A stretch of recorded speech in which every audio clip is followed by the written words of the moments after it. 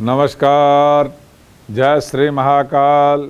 मैं पंडित शेषनारायण आचार्य आप सभी को आने वाला 29 तारीख को जो शनि की जो बदलाव आ रही है, जो शनि की साढ़े साती की चर्चा हो रही है, जो शनि अब मीन राशि में जाने वाली है, तो इस पे क्योंकि इसलिए प्रधानता है जो ये 29 मार्च को अपना जगह परिवर्तन कर रहा है।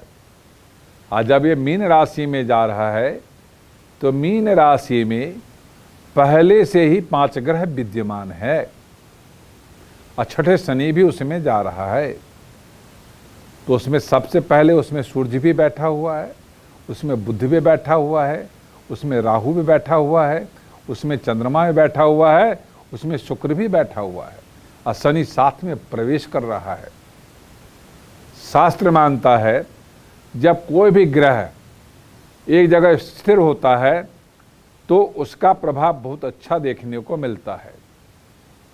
अब रही बात शनि को मीन राशि में जाने से मीन राशि की प्रधानता बढ़ जाती है, क्यों ये 30 महीने के लिए यहाँ आ गया है। शनि की साढ़े साती की चर्चा कर लेते हैं।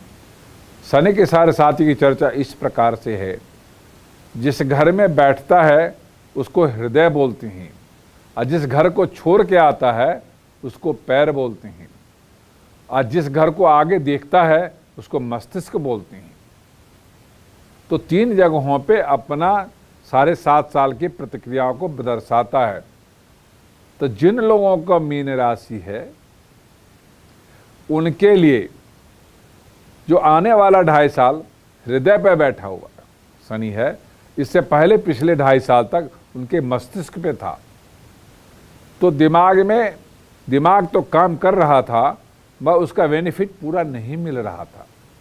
पर आने वाले 2.5 साल में यदि आप बौद्धिक क्षमताओं के साथ आप अच्छा कुछ प्रयोग करते हैं, यदि विद्यार्थी कोई है उसका शनि की साढ़े साती आ गया है, उसका मीन राशि है, तो उसके लिए भी अच्छा अवसर देखने को मिलता है। यदि वो व्यापारी है और उसका भी शनि की साढ़े साती आ गई है, उसके लिए भी ये लाभकारी है। यदि यात्रा करने वाले लोग हैं उसके भी शनि साढ़े साती आ गई तो उसके लिए भी अच्छा समय देखने को मिल रहा है, क्योंकि मकर राशि को साढ़े साती छोड़ रहा है, कुंभ राशि का पैर रह चुका है, हृदय मीन राशि का हो गया, मस्तिष्क मेष राशि का हो गया। अब ये देखना है जब कोई भी आप साढ़े साती की चर्चा करते हैं तो हृदय की प्रधानता होती है। अब हर वस्तु अपने आत्मा से श्रद्धा हो, भक्ति हो, संतुष्टि हो, ज्ञान हो, व्यापार हो, सभी आपके यहाँ पे संचय होता है।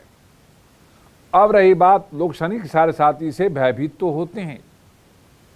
कहते किस घर में आपका यदि मीन राशि है तो अलग आपका कौन सी घर में बैठा हुआ है जन्मपत्र के हिसाब से उसके विचार करना बहुत जरूरी होता है। ज्योतिषी लोग केवल साढ़े साती की चर्चा करते हैं, उसका विधि विधान के साथ विचार नहीं करते। अब आपको ज्ञान होना बड़ा जरूरी है। जो आपका यदि मीन राशि है, आपके लग्न में बैठा हुआ है, मीन राशि का लग्न है और उसमें चंद्रमा है, उसमें शनि प्रवेश कर चुका है और अभी कई ग्रहों का साथ में एक साथ युति है, तो ऐसे परिस्थिति में आप अपने स्वास्थ्य का तो ध्यान रखिए।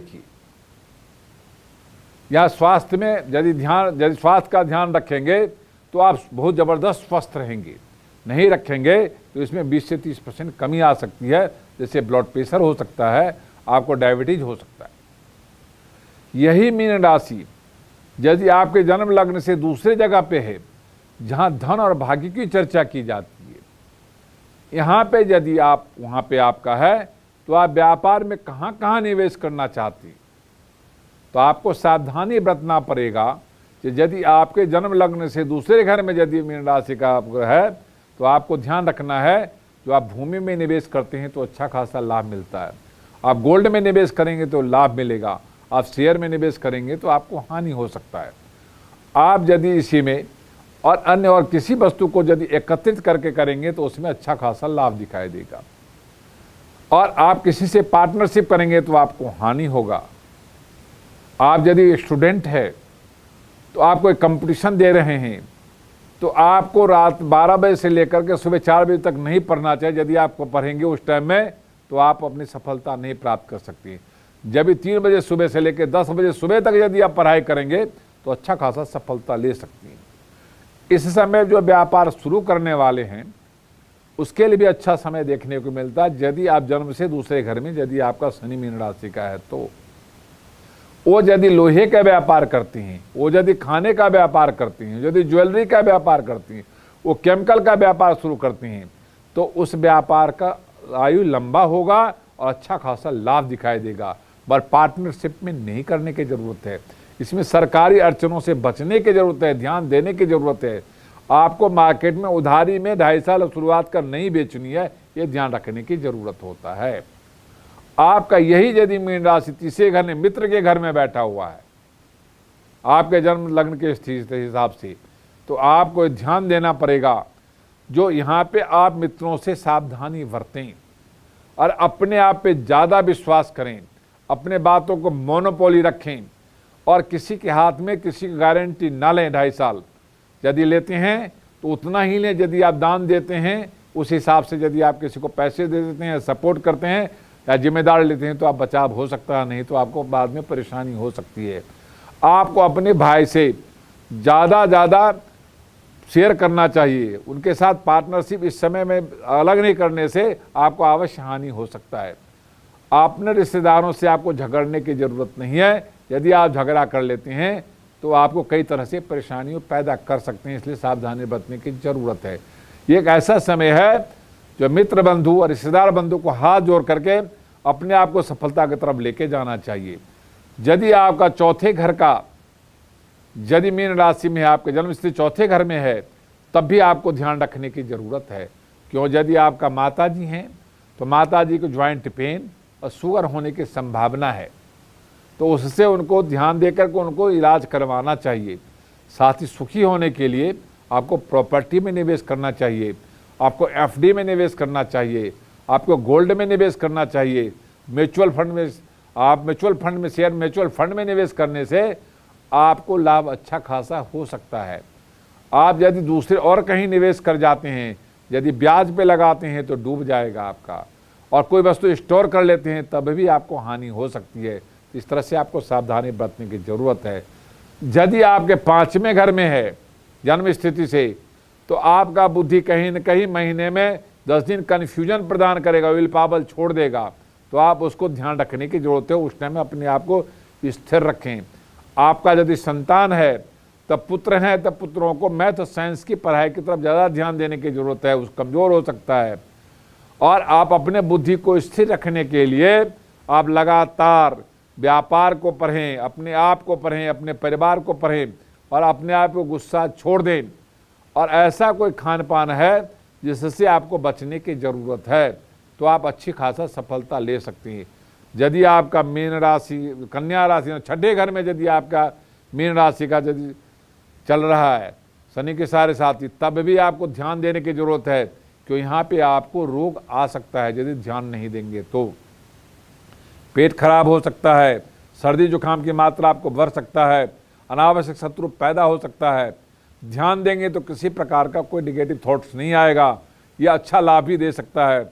यदि आप किसी की सेवा करते हैं, कहीं पे जाए कुछ दान करते हैं, अपने व्यापार पे ध्यान देते हैं, अच्छा खासा सफलता मिल सकता है। यदि आपके 7वें घर में जन्म लग्न से 7वें घर में है, तब भी आपको ध्यान देने पड़ेगा। यदि आपका लाइफ पार्टनर है, उसके साथ आप 2.5 साल तक अपने आप को हाथ जोड़ के रखें, उनसे फाइट के मूड में ना आएँ, आप उनसे रिलैक्स मूड में रखें, कन्फ्यूजन मूड में नहीं आएँ, उसको अपने आप को सुदृढ़ रखें, इमोशनल बढ़कर अपने आप को सुदृढ़ रखेंगे तो आपको जो दाम्पत्य जीवन यानी पारिवारिक जीवन सुखी रहेगा और कहीं से कहीं तक आपको कन्फ्यूजन नहीं होगा। आपको यदि 8वें घर में है तो आप वाहन यदि चलाते हैं तो आपको ध्यान रखना पड़ेगा, जो वाहन में आपको वाहन ठुकने का डर होता है, लाल रंग का वाहन का प्रयोग नहीं करना चाहिए।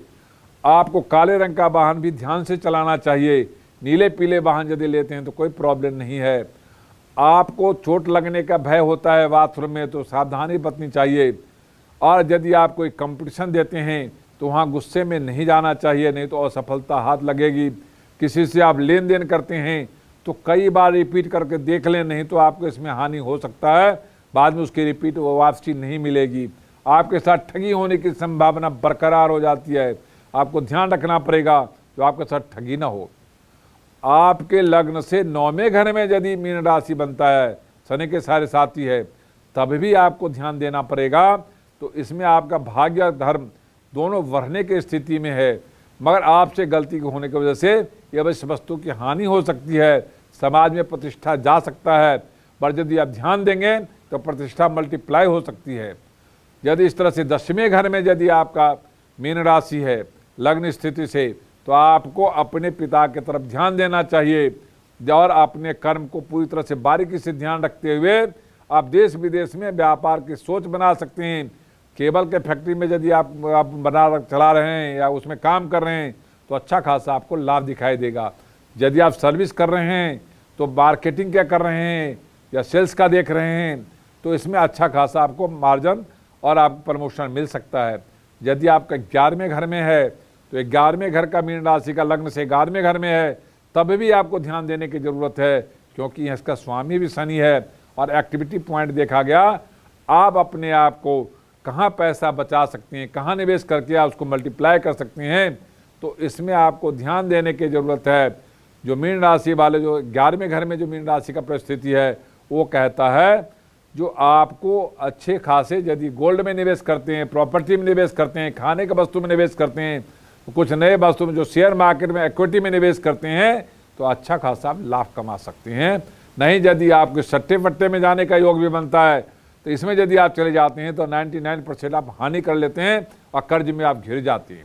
यदि 12वें घर का है तो आपको अपने खर्च पे कंट्रोल करना पड़ेगा, अपने वाणी पे कंट्रोल रखना पड़ेगा, अपने आप को अनावश्यक कन्फ्यूजन में नहीं लाना पड़ेगा, नहीं तो आप डिप्रेशन में आ सकते हैं, फ्रस्ट्रेशन के मूड में आ सकते हैं, फायर मूड में आ सकते हैं। आपको हानि होने का योग इसमें 20% है, लाभ कमाने का 80% है। हानि के तरफ यदि आपका दिमाग रुझान बढ़ गया तो आप 200% हानि कर जाएंगे। यदि लाभ की तरफ आपका ध्यान चला गया तो आप ग्रेड टू 80% लाभ कमा करके उसको मल्टीप्लाई कर सकते हैं। ऐसा इस शनि का प्रकोप का प्रभाव की मैंने चर्चा किया है। शनि की सारे साथी जो आपके हर प्रकार से वर्णन किया है, आप इससे बचने के लिए जिस घर में भी कोई आपका लग्न में है तो आपको सफ़ेद कपड़ा 2.5 साल नहीं डालना चाहिए, दूसरे घर में है तो आपको काला कपड़ा नहीं डालना चाहिए, जो तीसरे घर का है तो आपको सफ़ेद कपड़ा नहीं डालना चाहिए, चौथे घर का है तब भी आपको लाल कपड़ा नहीं डालना चाहिए, 5वें घर का है तब भी आपको सफ़ेद कपड़े का प्रयोग नहीं करना चाहिए, 6ठे घर का है तो पीले कपड़े का प्रयोग नहीं करना चाहिए, 7वें घर का है तो नीले कपड़े का प्रयोग नहीं करना चाहिए, 8वें घर का है तो लाल कपड़े का प्रयोग नहीं करना चाहिए, 9वें घर का है तो पीला कपड़े का प्रयोग नहीं करना चाहिए, 10वें घर का है तो लाल और काला दोनों का प्रयोग नहीं करना चाहिए, 11वें घर का है तो लाल और पीले कपड़े का प्रयोग नहीं करना चाहिए, 12वें घर का है तो सफ़ेद और पीले कपड़े का प्रयोग नहीं करना चाहिए।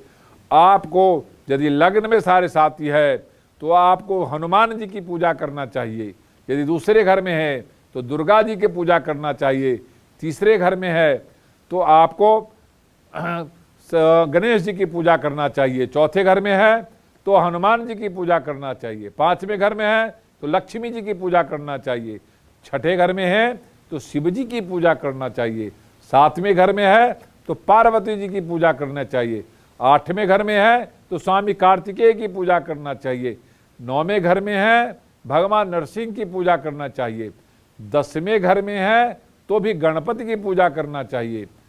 यदि आपको 11वें घर में है तो महाकाली की पूजा करना चाहिए, यदि 12वें घर में है तो महासरस्वती की पूजा करना चाहिए।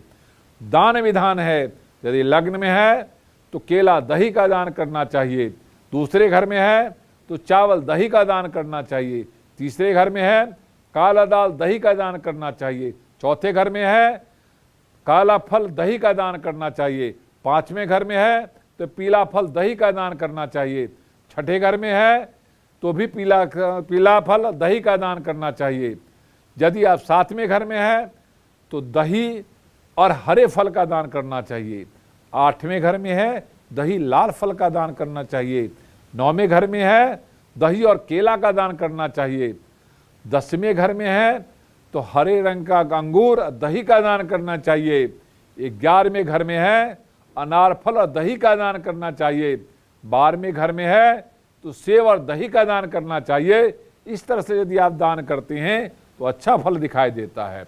यदि आप भगवान शनि को प्रसन्न करना चाहते हैं तो लग्न में है तो आप सरसों तेल का दिया पीपल के जड़ में जलाना चाहिए। यदि आपका दूसरे घर में है तो घी का दिया हनुमान जी के सामने जला देना चाहिए। तीसरे घर में है तो आपको सरसों तेल का दिया काली जी के जन्म जला देना चाहिए। चौथे घर में है तो घी का दिया लक्ष्मी जी के सामने जला देना चाहिए। 5वें घर में है तो तिल तेल का गणेश जी के सामने जला देना चाहिए। 6ठे घर का है तो आपको तिल तेल का दीपक हनुमान जी के सामने जला देना चाहिए। 7वें घर है तो घी का दीपक शिव जी के सामने जला देना चाहिए। 8वें घर में है तो तेल का दीपक कार्तिकेय के सामने जला देना चाहिए। 9वें घर में है तो घी का दीपक महालक्ष्मी के सामने जला देना चाहिए। 10वें घर में है तो तिल तेल घी का दीपक पीपल के जड़ में जला देना चाहिए। 11वें घर में है तो घी का दीपक आपको पीपल के जड़ में दिखा करके आंवले के जड़ में रख देना चाहिए। और यदि 12वें घर का है तो घी का दीपक पीपल के जड़ में दिखा करके आम के वृक्ष के नीचे रख देना चाहिए, तो आपको अच्छा खासा फल दिखाई देता है। यदि इस तरह से आप उपासना करते हैं, छोटी छोटी चीज का ध्यान रखते हैं, तो शनि ग्रह आपको लाभ ही देगा, हानि नहीं पहुंचाएगा। जो कोई विद्यार्थी है वो भी कर सकता है, जो नया व्यापार कर रहा है वो भी कर सकता है। यदि वो किसी के मैरिज नहीं हो तो वो भी इस प्रयोग करेगा तो उसको सफलता मिलेगी। किसी प्रकार का जो दुख दरिद्र परेशानी है, इसमें ऐसा छोटे छोटे प्रयोग करने से आपको अच्छा फल दिखाई देगा। ये वीडियो यदि आपको अच्छा लगा हो तो लाइक करना, सब्सक्राइब करना, शेयर करना ना भूलें। ओम शांति।